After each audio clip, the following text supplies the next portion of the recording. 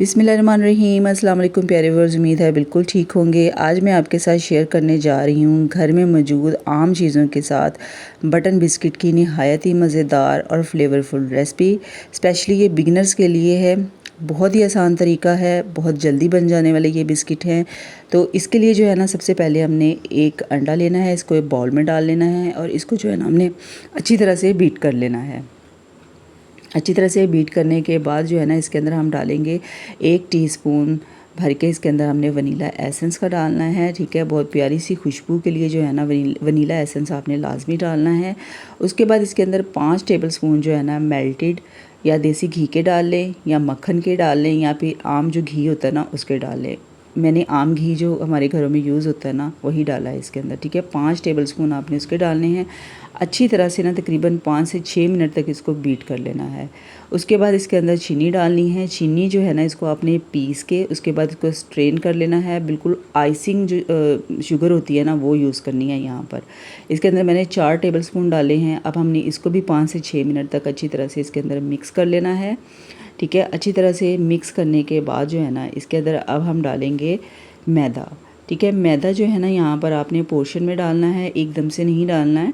तो ये पूरा 1 कप जो है ना मेजरमेंट के हिसाब से 1 कप आपने पूरा लेना है। ठीक है, और इसके अंदर जो है ना मैंने 2-2 3-3 टेबलस्पून करके डाले थे।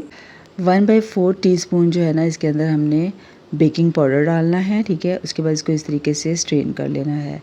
स्ट्रेन करने के बाद जो है ना इसको अपने मिक्स करना है।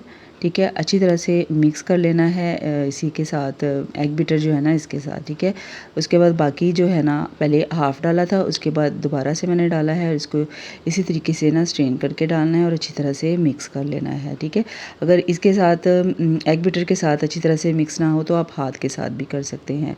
इसकी आप थिकनेस देख लें। ठीक है, ये हमें ना ही बहुत ज़्यादा जो है थिक चाहिए है और ना ही बहुत ज़्यादा पतला। ठीक है, इसके हमें नॉर्मल सी डो चाहिए है। उसके बाद कोई सा भी पाइपिंग बैग ले लें, घर में कोई भी शॉपर हो ना, उसके अंदर आपने इस सारे जो है ना टेक्सचर को डाल लेना है और सीज़र की मदद से जो है ना उसको अपने साइड से थोड़ी सी कटिंग कर लेनी है। ये आप देख सकते हैं, मैंने इसको घर में ही मौजूद आम शॉपर में डाला है और इस तरीके से जो ना आपने इसके छोटे छोटे से ना बटन बना लेने हैं। ठीक है, इस तरीके से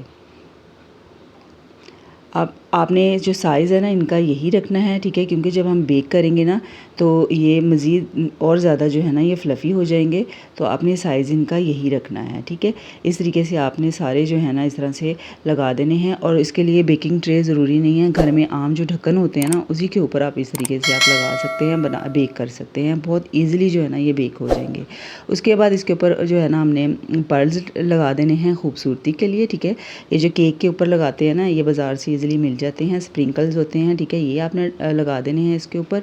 उसके बाद एक कढ़ाई को मैंने तवे के ऊपर रख दिया था, उसे फुल गर्म कर लिया था। उसके बाद इसके अंदर हमने ये जो है ना बिस्किट ये रख देने हैं और हमने इसको तकरीबन 35 मिनट के लिए जो है ना बेकिंग पे लगाना है, दम वाली फ्लेम पे। ठीक है, और ख़्याल रखना है कि नीचे आपने तवा लाजमी रखना है, तवे के ऊपर कढ़ाई को रख के फिर आपने बेक करने हैं। ठीक है, इससे नीचे से जो कलर है ना बिस्किट्स का बहुत खूबसूरत आएगा और जलेंगे भी नहीं बिस्किट। ठीक है, तकरीबन 35 मिनट के लिए आपने इसको बेकिंग करना है और उसके बाद आप ये देख सकते हैं बहुत खूबसूरत सा कलर आ चुका है, नहायत ही मज़ेदार और क्रिस्पी जो है ना ये हमारे बटन बिस्किट रेडी हो चुके हैं।